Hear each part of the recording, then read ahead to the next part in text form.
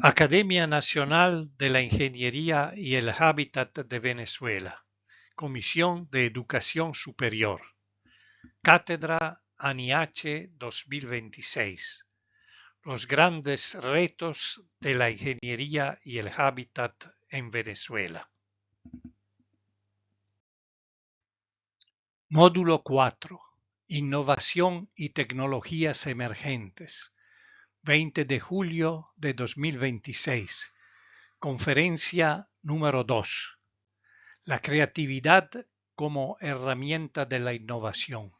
Por Renzo Boccardo. Bueno, en esta segunda ponencia del profesor Renzo Bocardo, ya intervino en la deliberación anterior, titulada La creatividad como herramienta de la innovación. Renzo Bocardo, bueno, ahí sí tengo un conocimiento personal de Renzo desde hace quizás 35 años, hemos trabajado juntos en el mismo departamento. Renzo es ingeniero mecánico y también con maestría en ingeniería mecánica de la Universidad Simón Bolívar. Después hizo el doctorado en proyectos de innovación tecnológica en la Universidad Politécnica de Cataluña, en Barcelona, en España, y se mantiene como profesor de la universidad, está en Venezuela, profesor jubilado pero activo, ¿no? Profesor titular de ese departamento de mecánica.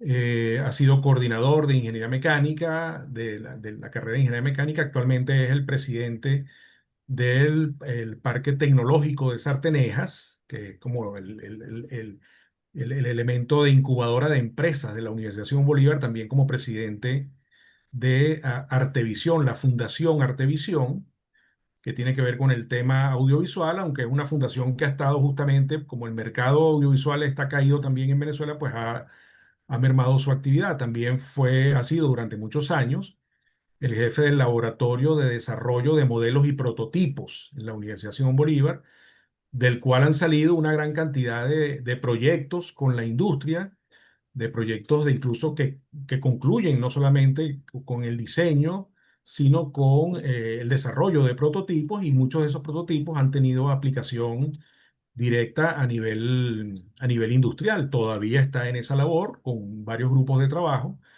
Así que creo que tenemos a una persona que puede aportarnos elementos de interés en un tema también tan mermado en Venezuela como la innovación que viene, y la creatividad. La creatividad la tenemos todos, ya nos lo dirá él también, pero la innovación requiere de la aceptación del mercado y de una protección que se deriva del sistema de patentes y de registros y todo esto, de lo cual quizás nos pueda ilustrar bastante bien Renzo, si no en la presentación directamente, pues también en la deliberación.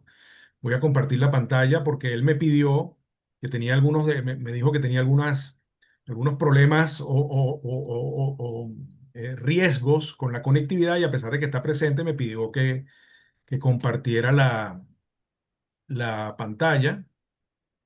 A ver, no sé si se ve ya la presentación. Se ve, ¿no? ¿Se ve la Sí, presentación? sí, sí, Perfecto. Bueno, sí. voy a poner el video entonces y después interactuaremos con Renzo para...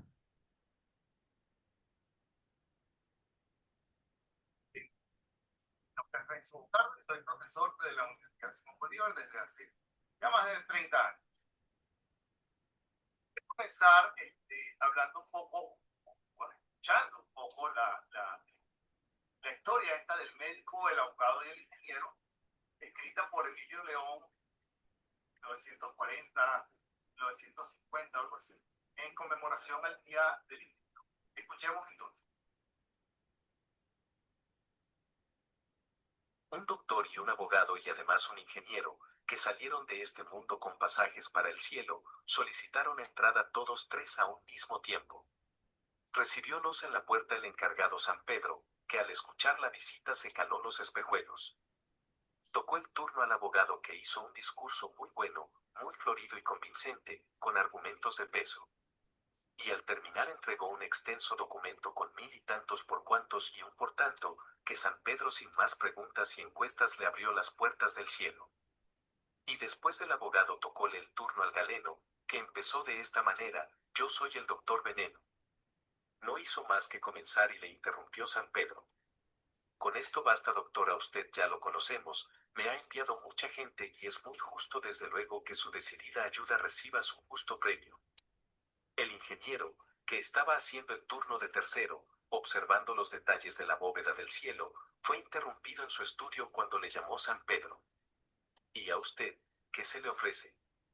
Y contestó el ingeniero, he venido por aquí a ver si consigo empleo.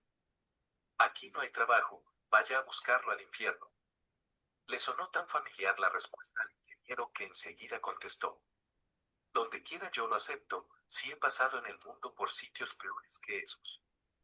Ante tal contestación se quedó San Pedro Lelo y le preguntó enseguida, su profesión, caballero. ¿Mi profesión? Sí, señor, pues yo soy un ingeniero. Ah, bueno. San Pedro dijo, ahora sí ya le comprendo, usted es de esos peritos. No, señor, mucho lo siento, ingeniero simplemente, no soy perito ni experto. Entonces, amigo mío, en verdad no le comprendo. ¿Qué es lo que hace usted para llamarse ingeniero? Y por fortuna enseguida recordó sin gran esfuerzo la definición que había aprendido en otros tiempos. Los principios matemáticos aplico a los elementos para utilizar las fuerzas latentes del universo. Pues vaya a aplicar sus cálculos a las pailas del infierno.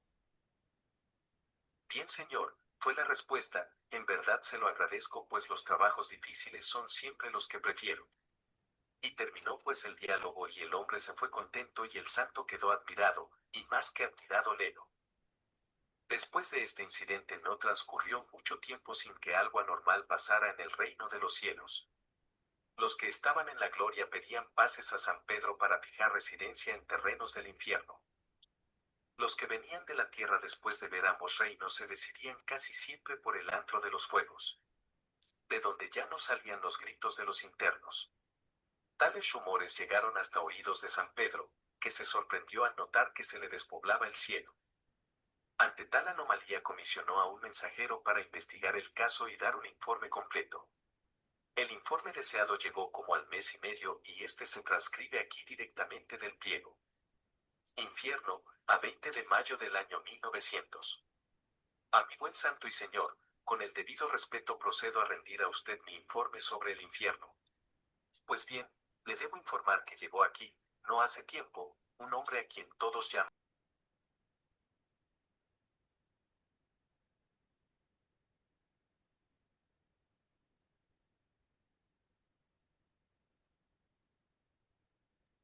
Oscar, pasó algo con el audio, creo que con silenciaste el micrófono, no lo sé.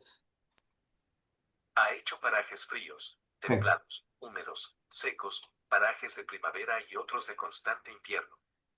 Ha horadado las montañas, ha contenido los vientos, ha salvado los abismos con puentes de extremo a extremo. Ha construido ciudades y jardines y paseos, y es en fin, un paraíso lo que antes era el infierno. A tal punto que, señor, ya no vuelvo para el cielo, le presento mi renuncia y en el infierno me quedo.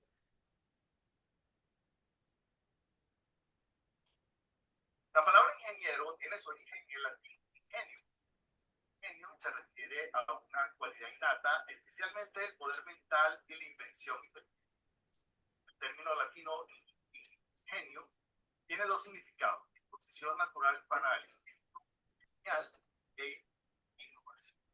Es decir, el ingeniero lo que hace es ingeniárselas para resolver problemas de diferente naturaleza, y por eso es que existen diferentes ingenierías nacional y a nivel internacional. En mi caso, yo soy ingeniero mecánico y me he interesado un poco por estas cosas de la creatividad e innovación, porque siempre buscamos resolver temas de la mejor manera posible. Hablando un poco de la ingeniería, la ingeniería mecánica tiene, vamos a decirlo así, si te suena un poco, digamos, erótico, tiene un área seca, un área húmeda y un área caliente, ¿no? El área seca, bueno, es lo que es mecánica de materiales, no de máquinas, mecánica racional, las cosas matemáticas, cuerpo rígido, todas estas cosas, ¿sabes? El área húmeda tiene que ver con conversión de energía mecánica, máquinas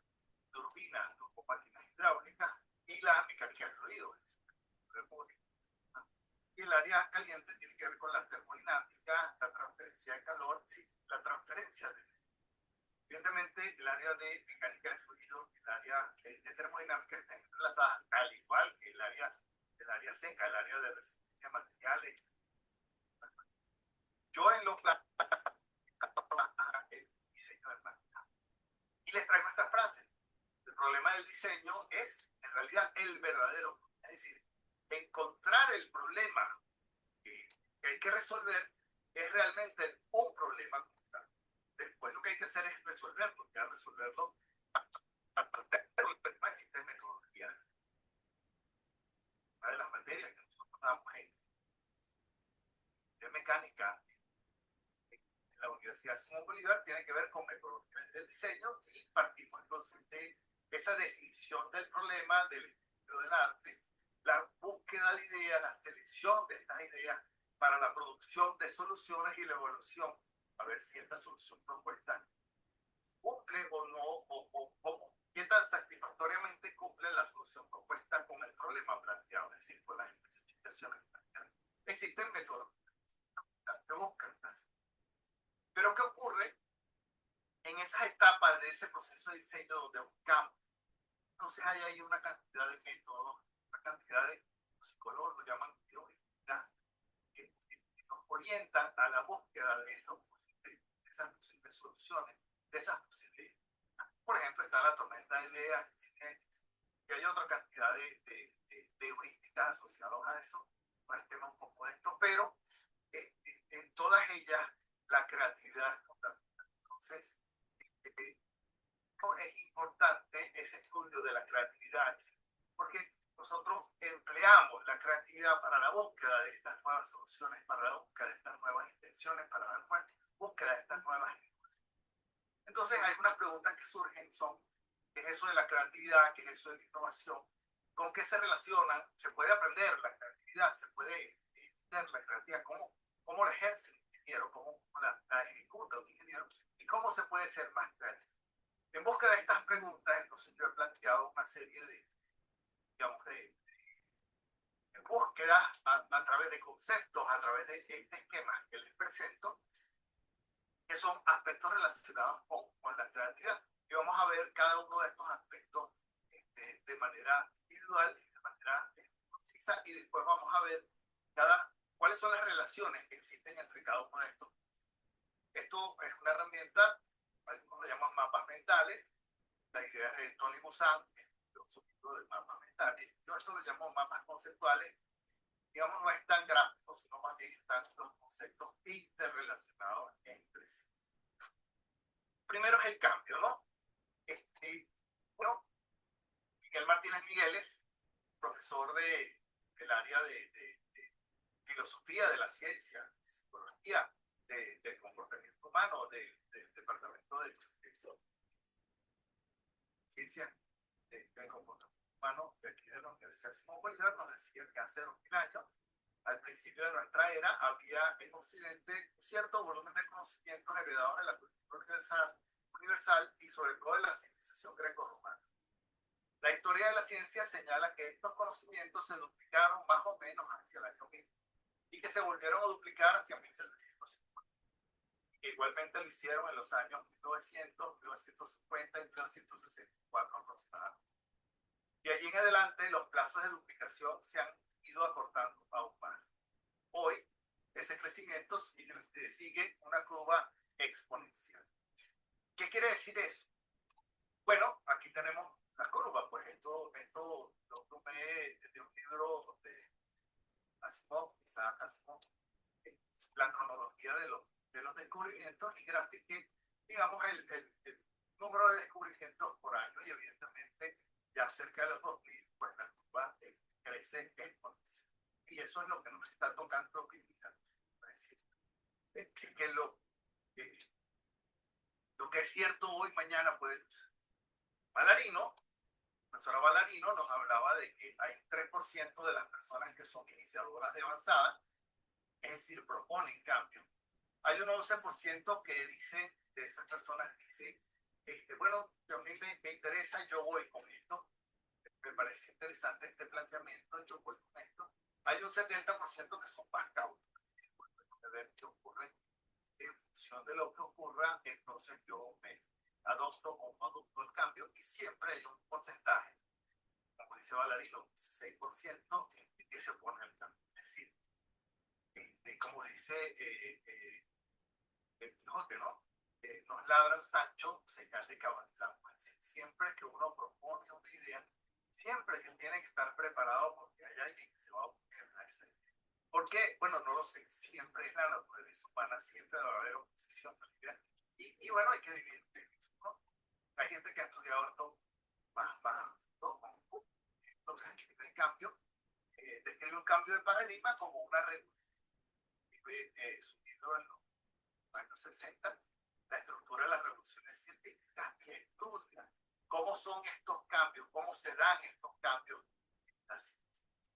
Aquí tienen, por ejemplo, una imagen de una cantidad de personas a lo largo de la historia de la humanidad que han revolucionado, que han cambiado la forma de pensar, o que han propuesto estos cambios que no siempre fueron aceptados en su propia época. Por ejemplo, Galileo dijo que el Sol no era el centro, perdón, que la Tierra no era el centro, sino que el Sol, los astros se movían, los planetas se movían en torno al Sol.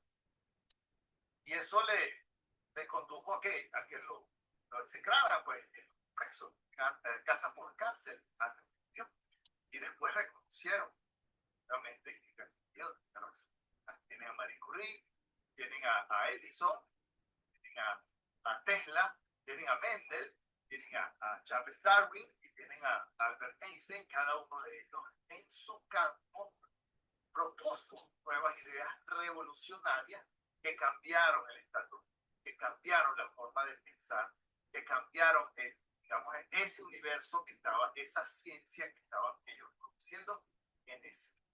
O sea, una revolución. Como locura es hacer lo mismo una y otra vez y esperar resultados.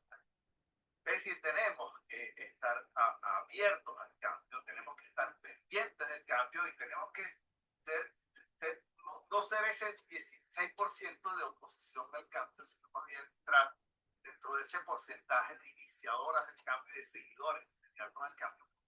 Se están dando unos cambios brutales en lo que estamos viendo hoy. Ya, vamos a decir.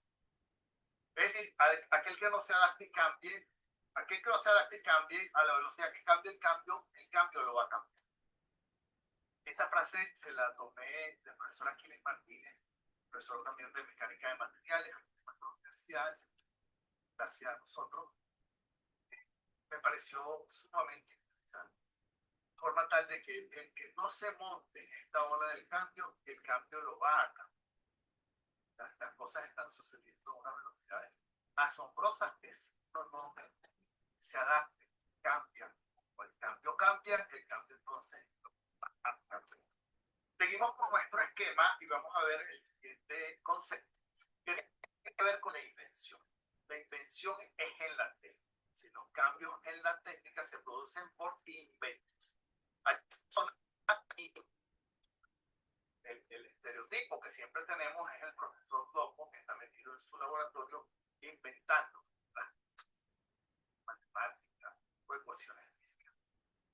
Por ejemplo, Disney en los años 60, 70, qué sé yo, no recuerdo, sacó esta película, El profesor Poligón. Este señor es un profesor en una universidad que consigue inventar una sustancia medio pegajosa que no cumplía la primera ley de la termodinámica, es decir, que rebotaba cada vez más alto. Entonces lo llamó poligoma como tal y bueno, revolucionó un poco su cosa. Fíjense, ahí está, puso un Ford Modelo T a volar.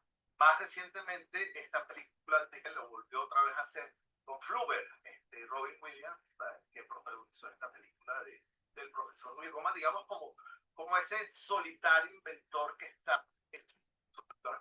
Dexter es otro ejemplo de los tipos, o Phineas y Ferb, que eran todos los inventores pues, de los niños muy inteligentes inventando siempre cosas y la hermanita siempre tratando de... Bueno, los inventos se patentan. La patente es el registro de la propiedad de esa invención que tiene el inventor, que el Estado le da al inventor. Es decir, el Estado reconoce de que ese invento es del que lo produce. Y ese registro es una patente, ¿no? Patentes interesantes, por ejemplo, tienen esta patente de Edison, de una de sus patentes, del bombillo de Edison. Tienen la del señor Otis, que es un elevador, por eso está la compañía Otis de ascensores, ¿no? Pero actividades como esta, por ejemplo, que están asignadas a la Universidad Simón Bolívar, es la producción de unas emulsiones en crudo, en petróleo, en aceite, mediante tensión superficial con un agente microbiano. Estos profesores consiguieron hacer, digamos, unas bolitas de crudo en medio acuoso, que esas bolitas de crudo se mantengan por la tensión superficial de unas membranas generadas por unos agentes bacterianos. Y eso, pues es un invento que sirve para transportar el crudo pesado y extrapesado que podemos producir en la paja. Hay patentes también interesantes, pero uno, después que las evalúa, dice, bueno, ¿y esto lo patentaron? Sí, porque cumplen los requisitos para uno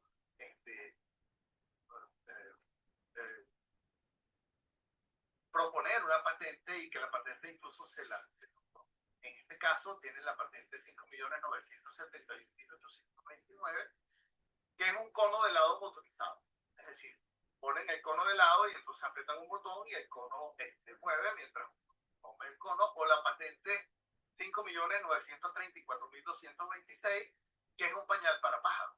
Entonces, cumple con las condiciones de patentabilidad, que son la originalidad, la utilidad y la no obviedad, que son básicamente las tres condiciones a nivel mundial que existen para poder patentar una idea. Bien, seguimos con el siguiente concepto, que es el descubrimiento. Pues en la ciencia no se inventan, sino que se descubren. Vamos a poner unos ejemplos. Newton se dice que estaba sentado pensando en sus cuestiones, en sus problemas, pero estaba sentado debajo de un árbol de manzana y una manzana cayó, un árbol de manzana y la manzana cayó, y entonces él empezó a pensar por qué cae la manzana, será que yo atraigo la manzana, y entonces con eso pudo desarrollar su idea y descubrir, digamos, las relaciones matemáticas que existen entre los cuerpos de atracción universal, y propone sus leyes pues, universales de la atracción. Lo que inventó Newton, porque eso no estaba hecho, descubrimiento sin invención, es el cálculo diferencial. Es decir, para él poder expresar ese fenómeno que él estaba descubriendo, que la gravedad estaba ahí, simplemente lo que hizo fue expresarla matemáticamente, y por eso tuvo que desarrollar el cálculo diferencial. Colón llegó a América. América estaba, pero Colón llegó y dijo, mira, aquí hay una cosa diferente. Descubrió esta cosa que es diferente, que no estaba dicha, digamos, en ese universo previo a... O Galileo, que enfocó su telescopio hacia Júpiter y vio que habían dos punticos de un lado y a veces habían dos punticos del otro lado, un puntico de y así sucesivamente, anotó sus observaciones y llegó a su conclusión. Galileo no inventó el telescopio. El telescopio estaba inventado. Galileo descubrió esos movimientos de los astros en torno al Sol. Estudiando, por ejemplo, en el arte. ¿Qué pasa en el arte? Hay descubrimiento, hay invención. Yo diría que las dos cosas. Hay un proceso de búsqueda. Los artistas siempre hablan de un proceso de búsqueda. Por ejemplo, aquí tenemos el cuadro de Velázquez, las Meninas de Velázquez, y está también la interpretación de este cuadro por parte de Picasso. Picasso de alguna manera le obsesionó el cuadro de Velázquez y empezó a estudiarlo, a desglosar, para poder él interpretar lo que quería decir Velázquez, cada uno de esos.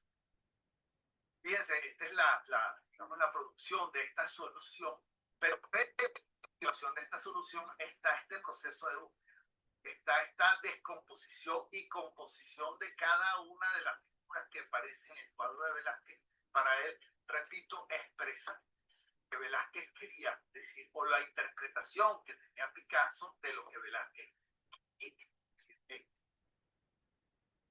Cruz Diez, el maestro Cruz Diez, en su proceso de búsqueda, mezcló cinemáticamente dos colores y en ese movimiento se generaba la percepción humana, que es el tercer, y empezó a estudiar, a buscar ese nuevo concepto de la obra cinética del maestro. De manera tal que en el arte también hay un proceso de búsqueda y encontrar las cosas que uno está buscando. A veces uno busca y no sabe qué es lo que está buscando hasta que lo consigue. Por eso es que uno le pregunta a veces al artista qué estás haciendo, qué estás buscando, y dice, bueno, cuando lo encuentre voy a saber qué es lo que estaba buscando. Y ese es el pensar de muchos de los artistas, digamos, esa trayectoria de estos artistas. Es sumamente interesante porque tanto en la ciencia como en la técnica, como en el arte, hay un proceso de búsqueda de posibles soluciones. Eso es lo que se refiere, digamos, a la invención y el descubrimiento, repito, en la técnica, el descubrimiento en el arte, el descubrimiento en la ciencia, y vamos a decir así que una combinación entre invención y descubrimiento que ocurre en el arte también. Esto nos lleva al concepto de innovación.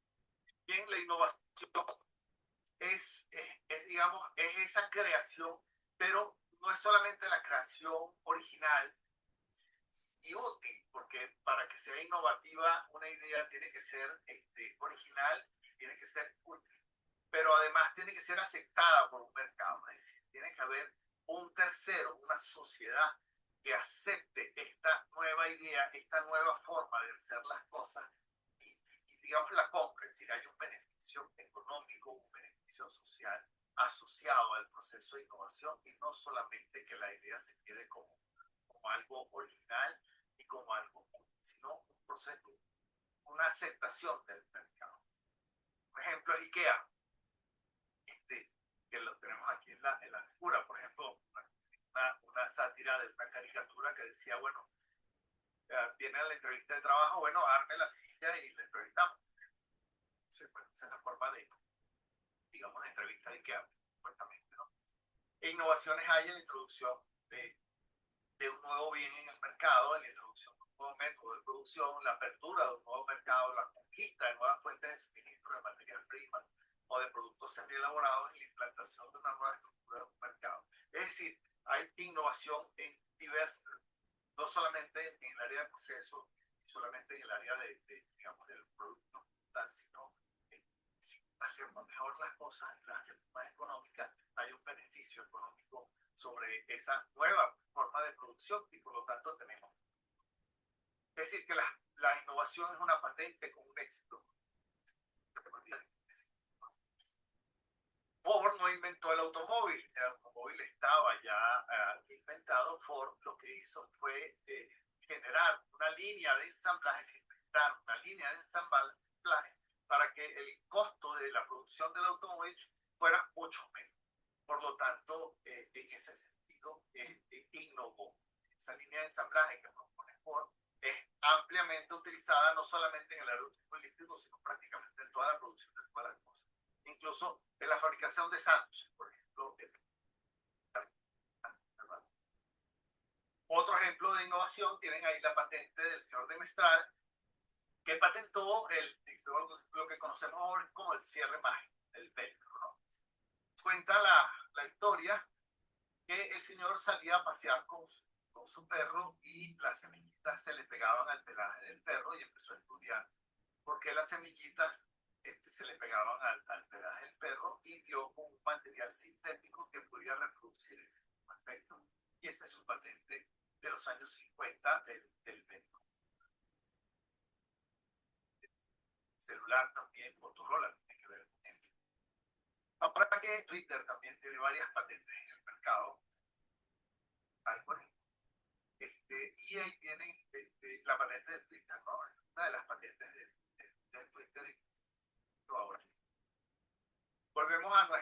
a nuestro esquema y seguimos, digamos, profundizando cada uno de los tópicos y ahora nos queda, nos toca la creatividad como tal, que es el eje fundamental de todo de toda esta charla, ¿no? La creatividad y la innovación. La creatividad, los autores la conocen o la definen como la producción original y única. Es decir, para que algo sea considerado creativo, tiene que ser nuevo, tiene que ser original, pero además tiene que haber uno. Y la originalidad es un concepto relativamente objetivo. Es decir, si no está antes, es original. Pero la utilidad es un concepto totalmente subjetivo. Es decir, depende de la persona. Es decir, lo que para una persona puede ser útil, para otra persona no. Por ejemplo, el pañal para pájaro. Probablemente para el inventor eso le parecía muy útil, pero quizás para de la gente, para otras personas, eso no es no reviste de utilidad, sino simplemente una curiosidad. Tal es el caso de que este producto pues no se ha vendido en el mercado. Si se vendiera en el mercado y tuviera un éxito económico, no solamente fuera creativo, útil y original, sino también es innovativo porque tiene un éxito económico. Entonces digamos que el pañal para pájaros no deja de ser una originalidad que pudo ser patentado, puede ser patentado. Para que sea creativo, además requiere. Hay diferentes modelos que tratan de estudiar el proceso creativo. El proceso, digamos, ese concepto, ese constructo de la creatividad. El primer acercamiento se llama el modelo de las 4P, porque estudia la creatividad desde el punto de vista de la persona que produce. Es decir, la persona que da la idea, que propone la idea. Es decir, cuáles son esas características de personalidad que tiene ese proponente de ese. Hay otras visiones también desde el punto de vista del producto, es decir, qué características tiene ese producto que lo podemos considerar como creativo, o del proceso, cómo fue la concepción de esa idea, cómo vino esa idea, cómo surgió esa idea en la mente de esa persona. Y evidentemente está la aproximación desde la mente, si cómo podemos hacer el ambiente ya favorable o desfavorablemente en el proceso creativo. O tal que este modelo de las 4P busca desde estos 4 enfoques acercarse a la definición o al constructo de la creatividad. Recientemente está el modelo propuesto de Teresa Amabile desde la Harvard, donde la profesora Amabile de la Escuela de Negocios de Harvard habla de que la creatividad se produce en la conjunción de básicamente 3 factores. La pericia, que es lo que sabemos hacer, los conocimientos, la capacidad de pensamiento creativo, que son esas heurísticas, herramientas de trabajo que podemos hacer para combinar esas cosas que sabemos en algo nuevo que se produzca. Esa capacidad de pensamiento creativo, esas heurísticas de las cuales estoy hablando, es como, por ejemplo, la tormenta de ideas o el Cinetics o el TRIZ. Es decir, son herramientas que tenemos para generar productos creativos. Y evidentemente todo eso, según Amabile, se basa o tiene su basamento en la motivación. Para Amabile la motivación puede ser interna y externa. Es decir, ella le habla de intrínseca, que es la motivación que uno tiene para resolver ese problema. Lo que le viene, las ganas que uno tiene para resolver ese problema es esa motivación.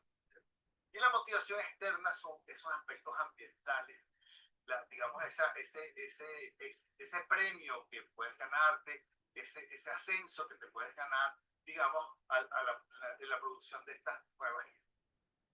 Tal que Amabile planteamiento sumamente interesante porque nos puede indicar de que esa creatividad puede ser mejorada si mejoramos la pericia, la capacidad de pensamiento creativo y evidentemente la motivación. La motivación, lo fundamental, lo que conoce Amabile, es la motivación interna que uno tiene para solucionar ese problema. Este señor Csikszentmihalyi, también de la Universidad de Chicago, psicólogo también, habla de un sistema integrado por la persona, el dominio y el ámbito. La persona propone en un dominio determinado. Por ejemplo, Albert Einstein propone unas ideas, unos cambios en la física. Y el ámbito, digamos, es que son los guardianes de eso, son los guardianes del campo, los que dicen que la propuesta de la persona es válida o no, y si es aceptada. De manera tal que la persona, por ejemplo, Einstein, que propone ese cambio en la física, es aceptada por sus profesores, por sus colegas, sus pares, y dice al resto del mundo que quizás no entendamos qué es lo que está proponiendo, si este señor tiene o no tiene razón. Y si eso es aceptada, entonces esa propuesta pasará ahora a ser del dominio científico, en este caso de la física. Csikszentmihalyi, el aporte que produce fundamental es que ve el problema de la creatividad como un sistema compuesto por estas tres cosas. Más tal que la creatividad se da cuando estas tres cosas se ponen de acuerdo y se genera entonces esa espiral de crecimiento creativo, esa espiral de producción. Volvemos otra vez con los ejemplos que teníamos. Por ejemplo, viendo la óptica de Csikszentmihalyi, por ejemplo, Mendel, hablando de Mendel, se puso a cruzar guisantes y consiguió explicar estas cosas de la herencia, las leyes de la herencia.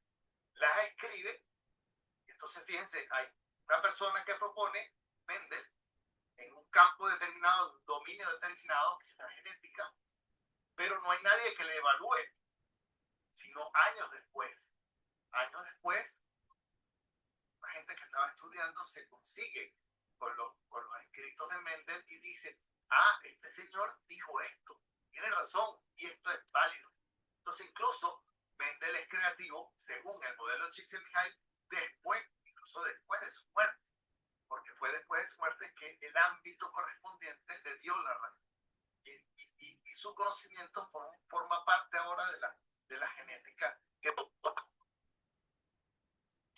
Bien, todo esto está relacionado, evidentemente, eso de la creatividad está relacionado con el concepto de inteligencia. Los psicólogos hablan de la inteligencia como el uso del conocimiento. Yo conozco cosas, pero yo, en la medida que esas cosas que conozco las pueda usar, entonces podemos decir que la persona es más o menos el concepto. Hay factores que han explicado la inteligencia, y los más recientes, por ejemplo, tenemos a Cantor, que habla de la inteligencia múltiple, habla de la inteligencia espacial, de la inteligencia analítica, de la inteligencia verbal, de la inteligencia lógico-matemática, y así, ¿no? Y ha escrito nuevamente, integrando nuevas inteligencias a su modelo. Era 7 inteligencias, llevamos 9, 10 inteligencias diferenciadas. Hasta que la inteligencia no se da solamente en campo, sino que se da integrada. Por ejemplo, un bailarín tiene que tener inteligencia musical para entender esa música, pero tiene que tener inteligencia espacial para poder dominar el espacio. Y esa inteligencia kinestésica para poder moverse e interpretar esa música o traducir esa música en movimientos armónicos que den ese baile, ¿no? Entonces esa integración se da. Muchas veces se da la inteligencia lógico-matemática junto con la inteligencia musical y de esta manera, ¿no? Pero digamos que no todos podemos o tenemos que ser buenos en todas las ciencias, ¿no? Tenemos que quizás tener un dominio promedio y destacarnos en algunas, que es lo que realmente no. Stenberg, por su parte, habla de la inteligencia exitosa, un modelo que me parece sumamente interesante, porque Stenberg habla de que el éxito se compone de la inteligencia analítica que busca resolverlo. El que es inteligente analíticamente sabe cómo resolverlo. Está la inteligencia creativa que se ocupa de buscarlo, de saber cuáles son esos nuevos problemas. Y la inteligencia práctica es saber distinguir cuáles son los problemas que se pueden y se deben resolver. Es decir, es llevar ese problema, esa solución a la práctica. Entonces, Stenberg habla de la conjunción de estas tres cosas. Es decir, que es inteligente analíticamente, muy inteligente analíticamente, bien pero está esperando que le den los problemas para poder solucionarlos. Entonces, que es creativo solamente, se le ocurren los problemas, pero no los puede solucionar. Y el que es práctico, pues lleva a la práctica, pero no sabe qué tiene que llevar a la práctica. Entonces, la función del emprendedor. Esto nos dice que si queremos emprender una actividad, que nos rodeemos de gente diversa, no solamente de una sola, vamos a decirlo así, de especie, como llamar así, analítico, creativo o práctico, sino que estemos conviviendo, respetándonos cada una de las, digamos, de las preponderancias de cada quien para el éxito. ¿No? Bueno, tiene que ser un equipo que trabaje amicablemente. Goleman habla de la inteligencia emocional, no podemos dejar esto afuera, porque las emociones juegan un papel fundamental. Todas las decisiones que nosotros tomemos, por más racional que uno quiera que sean, siempre tienen un componente emocional. Siempre vamos a buscar, digamos, que el personal.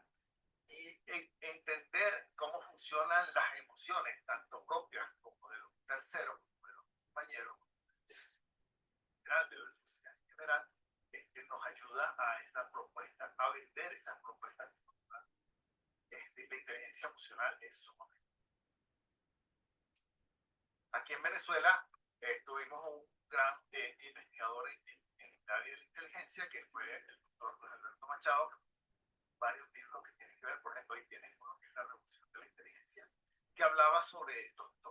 Y realmente nosotros fuimos punta de lanza en los años 80 en el desarrollo de la inteligencia, y muchas cosas, muchas metodologías se desarrollaron y se implementaron en Venezuela a partir de las ideas de Alberto Machado, que lo que hizo fue tratar de socializar todos estos conceptos de forma tal de que la misma sociedad creciera, cada uno tuviera, digamos, las oportunidades de aprendizaje para ser, como decía él, sí se puede ser más inteligente en cada uno. Bien, todo esto se elabora ¿en dónde? Bueno, en nuestro cerebro. Una máquina que tiene alrededor de 100.000 millones de neuronas, y cada una de ellas tiene el potencial de conectarse con, es decir, existe una red de conexiones entre las neuronas que están en nuestro cerebro. Bueno, los axones llegan a las diferentes partes, las células nerviosas llegan a diferentes partes del cuerpo y ejecutan, hace que las demás células del cuerpo ejecuten esas funciones. Tienen esa capacidad, y esa capacidad de interconexión es plástica, es decir, que se están conectando y desconectando constantemente. Es decir, el cerebro de hoy no es el mismo cerebro de mañana, ni es el mismo cerebro del que tuvimos ayer, porque las conexiones están siempre modificándose. Y como eso tenemos que saberlo, debemos alimentar nuestro cerebro para favorecer esa. Debemos ejercitar nuestro cerebro para facilitar esas conexiones y que se produzcan, digamos, nuestro cerebro es producto de la evolución. Nosotros estamos aquí porque ganamos todas las apuestas. El meteorito que cayó en el Golfo de México hubiera sido más grande, o hubiera sido más pequeño, o la velocidad hubiera sido diferente, o hubiera sido un ángulo, entonces la extinción de todas las especies en el planeta Tierra se hubiera producido. De lo contrario, por ejemplo, nosotros ahorita, los humanos, podríamos ser comida para los dinosaurios. Pues, en este caso, es una serie de los años, creo que 80 por ahí. Era una serie televisiva que hablaba de una sociedad de dinosaurios. Los dinosaurios tenían sus familias, tenían sus trabajos, tal cual, pues ahora, y la comida de los dinosaurios éramos nosotros los humanos. Entonces, si ese meteorito no hubiera caído justamente en esas condiciones, probablemente no se hubieran extinguido los dinosaurios, y hoy podríamos tener, digamos, el cerebro es el órgano del pensamiento humano. Y eso es lo que nos distingue de las otras especies, los otros mamíferos. No quiere decir que el perrito no piense, que el gatito no piense, sino que no están conscientes de que nosotros como el animal humano no solamente pensamos, sino que estamos conscientes de nuestros propios pensamientos y podemos elaborar nuevos pensamientos, y eso es lo que llamamos imaginación. ¿Cuáles son las relaciones entre todos estos? Bueno, el cambio y la innovación. Bueno, el cambio incentiva la innovación y la innovación es necesaria para afrontar los cambios. La innovación produce los cambios. Es decir, hay una espiral de crecimiento entre las innovaciones y los cambios. Alguien inventa el láser y el láser cambia las cosas y se producen nuevas invenciones, nuevas innovaciones que van cambiando las propias sociedades en función de las innovaciones que se van produciendo.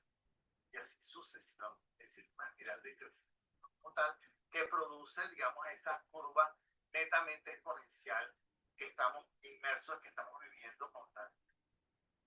La invención y el descubrimiento están evidentemente relacionadas. La invención en la técnica facilita el descubrimiento y el descubrimiento conduce a la invención en la técnica.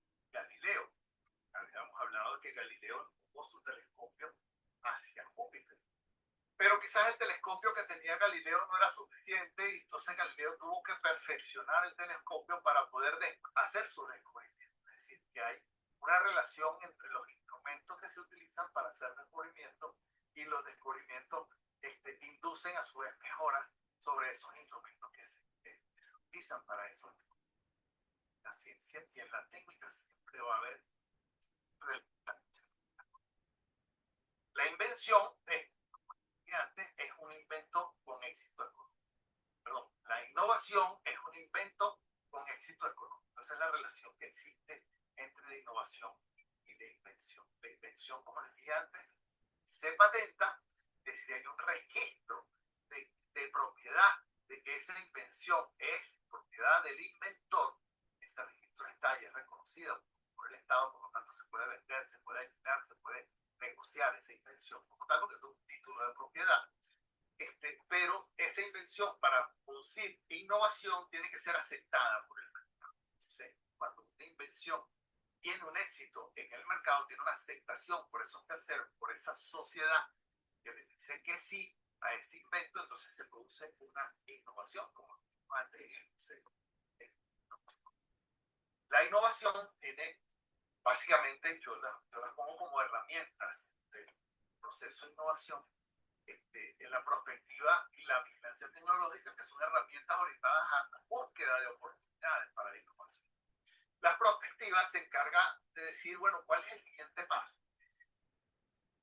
¿Cuál es el siguiente paso si yo fuera un productor de celulares? ¿Cuál es el siguiente paso en innovación, en la producción de celulares que yo tengo que dar para, y entonces pongo a mis desarrolladores, a mis inventores, a mis científicos en esa dirección? Hago un estudio prospectivo de, digamos, ese campo. Y la vigilancia tecnológica es qué está pasando, qué están haciendo los otros en el campo predeterminado. Si yo soy Procter & Gamble, yo tengo que saber qué está haciendo Colgate-Palmolive en el desarrollo, digamos, de los detergentes que se están produciendo. Si yo soy HP, yo tengo que saber qué está haciendo Epson en producción de, digamos, de impresoras o de impresoras de gran formato, o qué sé, para ver por dónde va, digamos, sin entrar en espionaje. Simplemente es revisar, hacer una revisión de toda la bibliografía que existe, incluyendo las patentes, para ver qué se está desarrollando en el mundo, para ver dónde podemos entrar nosotros con nuestro apoyo. Y la otra herramienta fundamental del proceso de innovación es la creatividad, que es una herramienta orientada a la producción de soluciones. Como les dije antes, la creatividad, entonces la originalidad útil. La inteligencia, como uso del conocimiento, es necesaria para la creatividad, para poder generar esos cambios, esa originalidad con utilidad. Yo tengo que tener conocimientos que combino de unas formas nuevas para que se produzcan estas nuevas cosas que son creativas. Entonces, es necesaria la inteligencia, digamos, como también una herramienta de la creatividad. Va tal que tenemos, digamos, este panorama completo digamos, conceptual de todas estas cosas relacionadas con innovación y con creatividad que marco de referencia para poder entender todo esto. Evidentemente, cada uno de estos tópicos requiere un estudio profundo, tal, ¿no? Por ejemplo, la inteligencia, o cómo se producen los cambios, o quienes hablan de los cambios, quienes hablan de innovación, en todas estas cosas, ¿no? El cerebro, por ejemplo, como elemento productor de soluciones, es decir, cómo se produce, qué genera, qué motiva a las personas a producir estos nuevos cambios. Esos son tópicos sumamente interesantes para estudiar cada una de estas relaciones. Bien, los estudiosos de la creatividad son básicamente de dos tipos, esto me lo conseguí en el Congreso de Creatividad hace ya bastantes años. Y ellos hablan de las personas que hablan de creatividad y los que usan. Entonces, yo les propongo que es importante entender todos estos conceptos relacionados con la creatividad para ser más creativos. Pero es para ser más creativos. No nos quedemos en hablar de creatividad, sino en usar todos estos conceptos para la producción de nuevas cosas. Es lo que hace el ingeniero. ¿Cómo puede hacer o producir mejores soluciones? ¿Cómo puede resolver los problemas de una empresa? Todo aquello que se haga para entender conceptualmente la creatividad redundará en beneficio de la misma y permitirá que se afinen sólidamente las relaciones producto de los logros creativos personales. Es decir, entender la creatividad nos ayuda a ser más creativos.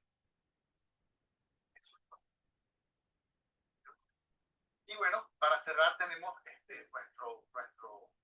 nuestro esquema fundamental digamos, de discusión, de orientación, digamos, en esta introducción que tiene que ver con la creatividad asociada a los procesos de innovación. Muchas gracias.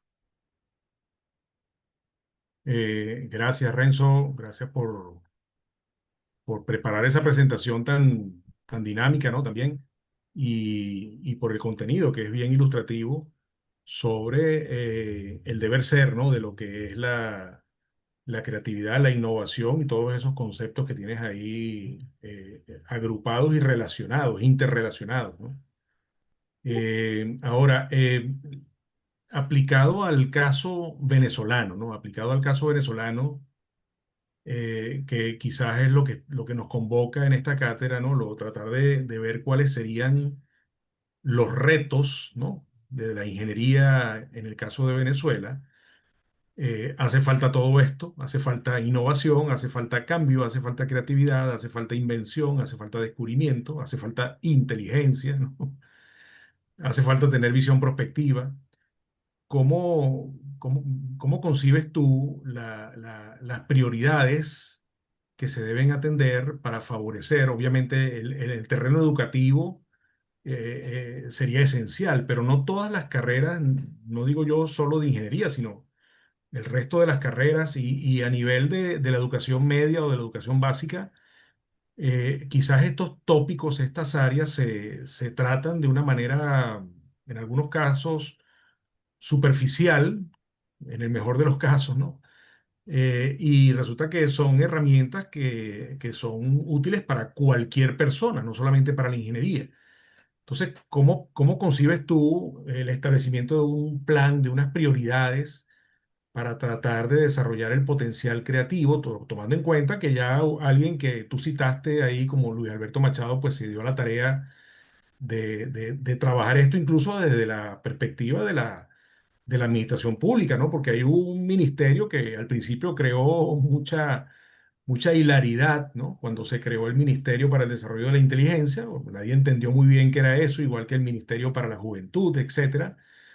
Pero hay planteamientos ahí bien serios, bien contundentes, que se han ido internalizando con el tiempo, ¿no? Entonces quizás, y tú estás en la presidencia del Parque Tecnológico de Sarteneja, donde además hay un fomento, una incubadora de empresas, ¿no? O sea, has tenido tienes el panorama bastante completo sobre lo que hay a nivel nacional y las carencias que hay para tratar de desarrollar, ¿no? El tema de la innovación, de la creatividad en Venezuela. ¿Cómo agarrarías ese trompo, ¿no? en esta charla para orientarnos desde el punto de vista de lo que son políticas públicas, pero también de lo que tiene que ver, de lo que tiene que ver con la educación y en este caso que nos atañe como academia a la educación universitaria. Bueno, fíjate, hay dos planteamientos ahí. El primero que tiene que ver con el país, con las necesidades del país. Eh, en este país, lamentablemente, hay que reinventarlo todo. Es decir, hay que nuevo sistema de salud, hay que generar un nuevo sistema de energía, hay que reinventar la industria petrolera, hay que reinventar la industria siderúrgica, hay que reinventar las universidades. El modelo actual de las universidades ya no funciona. Es un modelo agotado totalmente y hay que buscar la manera de reposicionarla, de reconstruirla. En ese sentido, por ejemplo, Benjamín Cheriker nos ha hablado en algunas charlas sobre algunos modelos que pudieran instrumentarse en Venezuela, traídos incluso de otras partes del mundo porque existen esas experiencias. ¿Ah? Pero hay que repensar toda la estructura. Es decir, eh, digamos que la ventaja de todo este trauma que hemos vivido en los últimos 30 años es que nos va a dar mucho trabajo a los ingenieros para poder hacer muchas cosas. Pero cuando cambie la situación, que evidentemente tiene que cambiar en algún momento, porque si no, el último que apague la luz y que tranque la puerta, si es que queda puerta y si es que queda bombillo. Lo otro que tú planteas sobre cómo hacerlo, si ya es la manera. Y también cuando tú estabas hablando, yo me acordaba de Luis Alberto Machado, porque cuando estaba haciendo yo mi tesis doctoral, yo fui a una conferencia, creo que fue en Margarita, y fui a esa conferencia en Margarita porque él iba a ser conferencista y yo quería hablar con él. Y entonces hablé con Machado y él me dijo, mira, pero vamos a abordar esto con un poco más de calma y me invitó a su casa un día y estuve varias horas hablando con Luis Alberto Machado sobre sus planteamientos, el cómo llegó a hacer esos planteamientos, el por qué él estaba seguro de que esos planteamientos eran así, y por qué se arriesgó. O sea, él no veía sus planteamientos como un problema a resolver, porque eso era evidente que eso era así. O sea, y por eso es que lo ridiculizaron y por eso es que él estaba seguro de que mientras más lo ridiculizaran, más impacto iba a ocasionar con rescatar esas. Pero Machado lo hablaba desde el punto de vista de la inteligencia y nosotros podemos hablar de un complemento de la inteligencia que es la creatividad, que es el uso de esa inteligencia para generar cosas nuevas y útiles. Y que esas cosas se conviertan en innovaciones, pero les recuerdo que la innovación, o sea, no la decide el que lo inventa, sino el mercado como tal. Es decir, la persona que propone no sabe si lo que propone va a tener una aceptación del mercado, porque es el mercado el que al final de cuentas lo decide. Pero alguien tiene que proponer una idea y entonces esa idea tiene que ser el que inventa. Entonces, el pensar estas cosas, el promoverlo, yo doy clases de esto.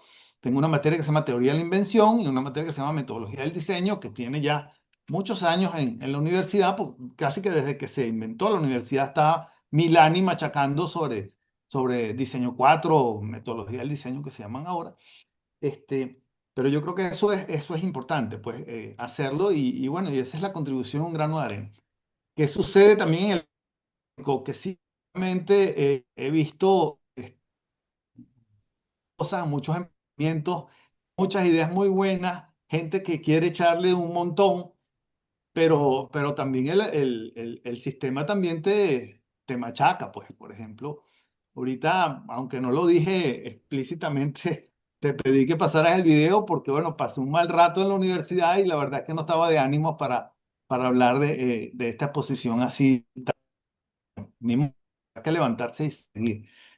Pero ya estamos llegando a los límites también, o sea que sin ánimos de entrar en política, pues tiene que producirse un cambio muy pronto.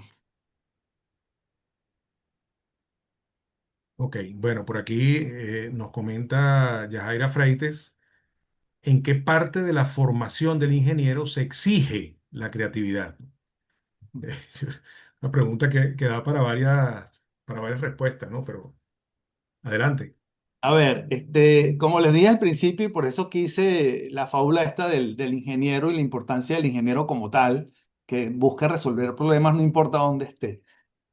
La creatividad es tal, no solo a la ingeniería, a todas las profesiones. Es decir, la creatividad se manifiesta en la ingeniería como las invenciones, como la solución a los problemas técnicos, pero se manifiesta en otras áreas del conocimiento de otras maneras. Por ejemplo, es inmensamente agradable entender cómo es el proceso de un arquitecto, cómo concibe la idea, o cómo concibe esa idea Carlos Cruz Diez de que el movimiento le da un tercer color y cómo evoluciona su pensamiento hacia ese concepto que lo mantiene toda su vida. De la misma manera, seguramente fue Soto haciendo digo por citar a algunos artistas nuestros, ¿no? Más tal que la creatividad es un eje transversal. ¿Quién tiene que hacer por eso? Nosotros tenemos que modelo de educación basado en la enseñanza, es decir, facilidad del proceso para enseñar, a un modelo en educación que esté basado en el aprendizaje, es decir, facilitándole las cosas al aprendiz para que de su propio aprendizaje. Es decir, pasar de un modelo conductual en la educación a un modelo constructivista en la educación, que el estudiante su propio conocimiento a partir de los conocimientos anteriores, ligándolo con las observaciones y las cosas que está aprendiendo en su momento también. Pasar esos modelos yo creo que es importante e imperativo para que la educación también camine también en ese aspecto, ¿no? Yo creo que Yajaira quizás pueda, yo voy a reinterpretar un poco la pregunta, ¿no? Quizás Yajaira pueda intervenir también verbalmente, pero creo que, no sé si se refiere exactamente, pues nosotros en la Universidad Simón Bolívar, esa asignatura que tú das, metodología del diseño, se tratan los temas de creatividad, también lo tratan los psicólogos, pero el resto de las carreras de ingeniería, incluyendo la propia Universidad Simón Bolívar, estos temas no se tocan de la manera estructurada como tú lo estás señalando aquí. O sea, uno lo aprende a los golpes un poco, ¿no? O sea, el ser humano es creativo por naturaleza y entonces uno utiliza, ¿no? Ese poder creativo, pero sin tener noción estructurada de lo que está sucediendo en la cabeza. Y entonces después le toca en una empresa gestionar procesos de creatividad o procesos de innovación sin tener esas herramientas previas. No sé si estaría interpretando un poco la pregunta de Yajaira, pero no sé si quieras comentar algo de eso antes de darle la palabra a Alexis, que también nos lo está pidiendo. Efectivamente, nosotros, no sé, yo creo que eso se lo debemos al profesor Milani, que fue realmente innovador en este sentido. O sea, cuando comenzó la carrera en ingeniería mecánica, propuso cosas como asignatura obligatoria en ingeniería mecánica. No ha sido así, las otras ingenierías, pero las otras ingenierías han pedido, han solicitado que esto sea de alguna manera, algunas como electivas, por ejemplo, ingeniería productiva, ingeniería de materiales la tienen como electiva también. No ha sido fácil, pero sí es cierto. Y yo conmigo han desarrollado varias tesis, bueno, a nivel de pregrado, y quizás algún grado ver con esto de la creatividad, porque, a ver, la creatividad es necesaria para y la innovación es lo que nos mantiene, digamos, vivo y en crecimiento como humanidad, pues, como tal, pues. Está bien. Gracias. Bueno, vamos a darle la palabra a Alexis, que también pidió intervenir verbalmente. Adelante, Alexis. Gracias, Oscar. Bueno, mire, un poquito abogado del diablo, ¿no? Desde la precariedad, evidentemente, tenemos que pensar todo, ¿no? Porque es que no hay otra alternativa. Y yo entiendo la situación particularmente crítica de la Simón Bolívar. Eh, Fíjate que nosotros hicimos un estudio muy rápido y vimos que las universidades que más cayeron en términos de productividad científica, con relación a lo que tenían originalmente, bueno, las dos instituciones que cayeron más fueron la Simón Bolívar y el IBIC. Eh, y obviamente ahí identificamos que fue justamente toda esta coacción que ha habido desde el punto de vista del Estado, ese cercenamiento de la autonomía que tenía de hecho la Simón Bolívar, la que nos afectó de manera significativa.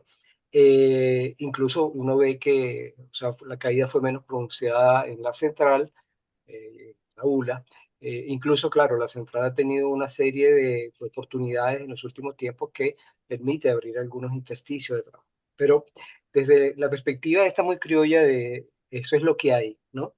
Y desde la perspectiva esta de que la necesidad es la madre de todos los inventos, ¿tú has observado cambios de cuando dictas tu materia en términos de la disposición de la gente, en la creatividad, o sea, con relación a hace unos años? ¿Cómo ha cambiado eso? Eso creo que es crucial, tratar de entender esa dinámica. Si la gente trata de esforzarse más o si se ve más o menos motivada. Sí, disculpa que lo pregunte a un nivel tan básico de percepción, pero creo que es importante. Bueno, fíjate que tengo, aquí hay una pregunta de Anthony que me habla de que fue alumno mío, este, de metodología del diseño. ¿Han habido cambios? Sí, han habido cambios, pero no quizás en las características del estudiante que viene, porque el que llega a ese nivel, que ya estamos en el último año de ingeniería, está bastante motivado al aprendizaje, o sea, ya ha llevado tanto palo durante la carrera, y eso puede ser extrapolado a cualquier universidad, pues cuando estás terminando ya, bueno, ya te estás graduando de los tantos palos que estás llevando, y empieza con esa madurez a ver que existen otras cosas, este, tan importantes como la información, que es la formación. Entonces, mi materia pasa a ser en eso como un sistema que busca producir preguntas más que respuestas en los propios estudiantes y como todo universo, pues hay gente que se interesa, hay gente que no se interesa tanto y hay gente que no le importa porque se va a dedicar a otras cosas. Y eso está bien y eso es lo que pasa siempre en cualquier ámbito. Lo que sí ha habido cambios es en el número de estudiantes, porque antes, por ejemplo, esta materia que es metodología del diseño, la abríamos los 3 trimestres del año y cada trimestre teníamos 30 personas más o menos inscritas. Ahora se abre una, máximo 2 veces al año y hay como 12 15 personas inscritas. Es decir, que la consecución de estudios en la Universidad Simón Bolívar se ha visto muy mermada. Y eso es producto justamente de que, bueno, bien al quitar el examen de admisión, pues la gente viene mal preparada y no pasan los primeros años. Entonces, en lugar de atacar el problema de raíz, entonces tratan de ver cómo le ponen pañitos de agua caliente. Yo pienso que hay que atacar ese problema de raíz y lograr que si esa es la población que nos está llegando, bueno, vamos a nivelarlos, pero arriba. Es decir, vamos a darle cursos completos de matemática, de física, vamos a darle cursos de lenguaje, de expresión, de redacción, de forma tal de que exista un crecimiento exponencial durante esos primeros años y los capacite para adaptarse a las siguientes carreras, a las siguientes asignaturas de la propia carrera como tal. Yo creo que eso. Y probablemente pues esta gente no lo está viendo así. Lo que quiere es salir, números, números, números, por lo menos estoy funcionando y eso es lo que hay, como dices tú, pues. Y yo creo que no tenemos que ser conformes con eso, sino que tenemos que empujar hacia esos cambios, que se produzcan de forma de calidad, pues en lugar de nivelar abajo, tenemos que nivelar arriba. Gracias, Renzo. Bueno, no sé si Alexis está bien respondida la... Por favor.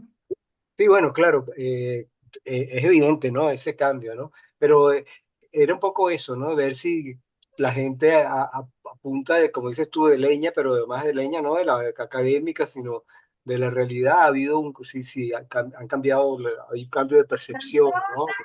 De de las finalidades y eso, ¿no? Si se plantean cosas diferentes, ¿no? Pero si lo has podido observar. Bueno, hay algunos estudiantes que llegan con ideas diferentes a ideas nuevas, pero yo creo que eso siempre ha estado también, ¿no? Ok. Luego haga silencio. Ujú. Ya que tenemos aquí algún micrófono abierto. Gracias, Renzo. Gracias a ti. Vale, gracias, Renzo. Bueno, por aquí tengo, y gracias, Alexis, también. Por aquí tengo una pregunta de Anthony, dice, una pregunta un poco, digamos, eh, disruptiva, ¿no? Un poco disruptiva, porque pregunta que si así como, claro, tomando como referencia ese crecimiento exponencial de las invenciones y de las innovaciones, dice que si cree usted que llegue un momento donde las innovaciones se vean frenadas, ¿no? Entiendo que sería un cambio en la curvatura de crecimiento de las innovaciones en relación con el tiempo, ¿no? Interpreto que esa es la pregunta. No sé si sobre eso quieras comentar algo, ¿no? Porque él habla sobre la inteligencia artificial, ¿no? Digamos, como mecanismo que está metiéndose ahí como disruptor. Lo menciona después, pero no en esta pregunta, es que son dos preguntas en una en un solo mensaje que está ahí. ¿Cree usted que llegue un momento donde las innovaciones se vean frenadas o haya que innovar en un futuro no muy lejano O no haya que innovar, dice. o no haya que innovar? Y enlazando un poco con la presentación anterior, se puede utilizar la inteligencia artificial para construir ideas innovadoras. Este, no, yo no creo que esta cosa de la innovación se pueda frenar. O sea, yo creo que siempre va a ser más creciente. Y lo que les digo, ¿no? Aquel que no se adapte y cambie, por lo menos a la velocidad que cambie el cambio lo cambia. Es decir, yo recuerdo cuando Daniela, tu hija, nos preguntaba qué era esa cosa del teléfono de disco, pues nunca había visto un teléfono de disco, pues. Y entonces, esas cosas pasan, pues. Nosotros estamos viendo, nosotros vimos el nacimiento de Internet, nosotros vimos una cantidad de cosas. Mi abuela vio el nacimiento de la aviación y espaciales y ya pasó a Plutón y siguió para allá andando cosas. Este, el progreso de la ciencia cada vez va a ser exponencial. Y la inteligencia artificial lo va a potenciar más, porque la inteligencia artificial nos ayuda a organizar, a ver los problemas de una óptica diferente, de forma tal de que eso nos quita, digamos, esa energía que tenemos que usar para mantener esas ideas en la cabeza, para generar otras. Entonces, bueno, descargamos un poco en esa inteligencia para reorganizar los conocimientos para producir otras cosas, ¿no?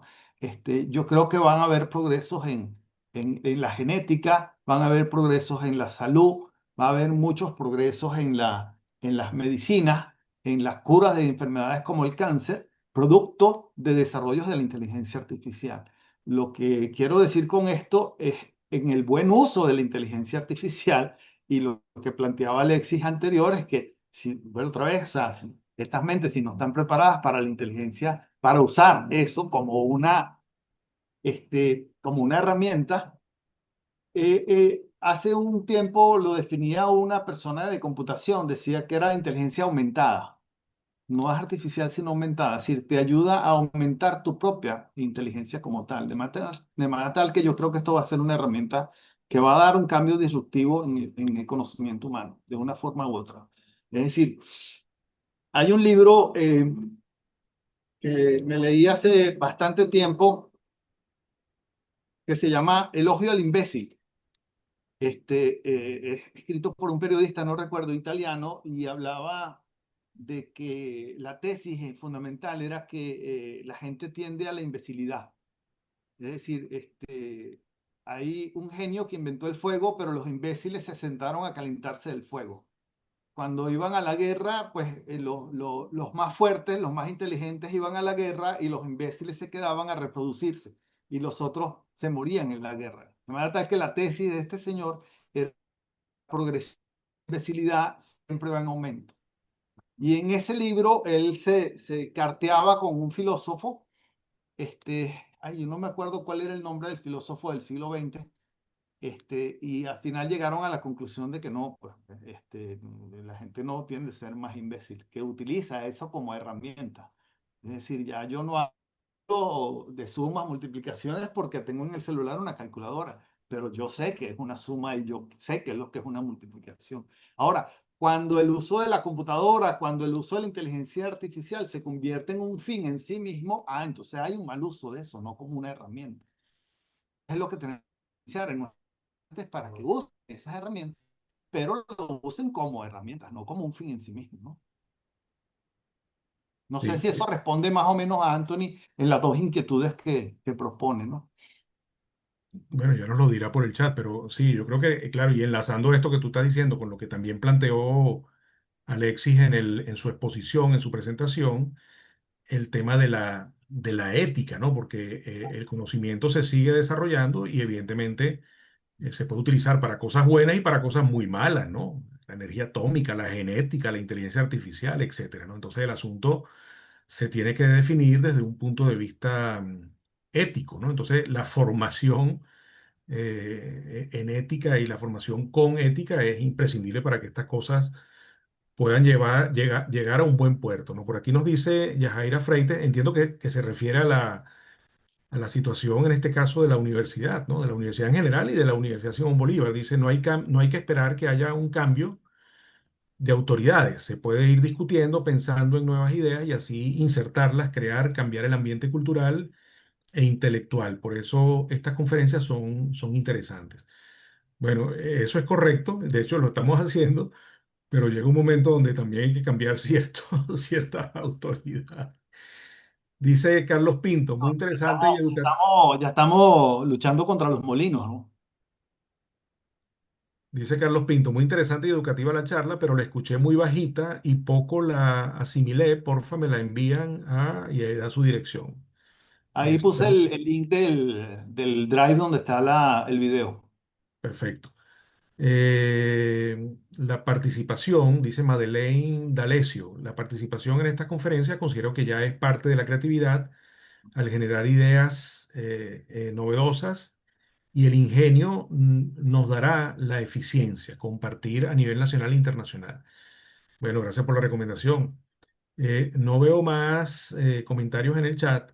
Renzo, bueno, no sé si hay alguna otra intervención. Estamos todavía con unos pocos minutos de margen de maniobra, pero el tema de la innovación en ingeniería es consustancial, ¿no? La innovación y la creatividad son consustanciales con cualquier oficio, con cualquier profesión, pero en el caso de la ingeniería digamos, muy directa la relación porque el desarrollo de la ingeniería se basa fundamentalmente en la creatividad, en el ingenio, en la innovación, en la invención.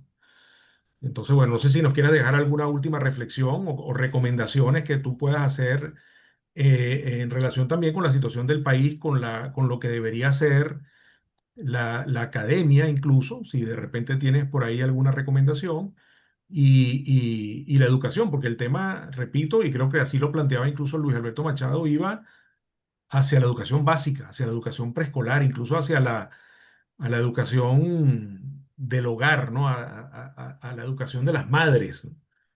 Entonces, bueno, te dejo ahí para que nos comentes alguna Y bueno, reflexión.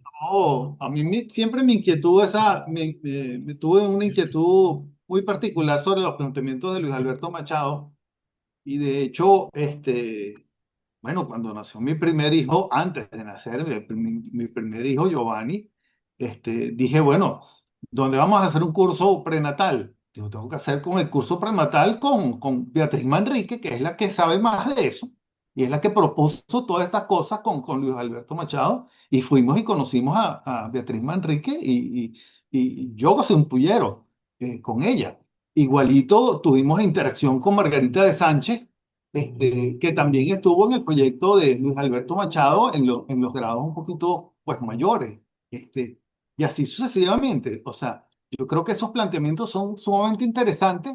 Hay que retomarlos, hay que quizás modernizarlos, porque Luis Alberto Machado lo tenía como un dogma.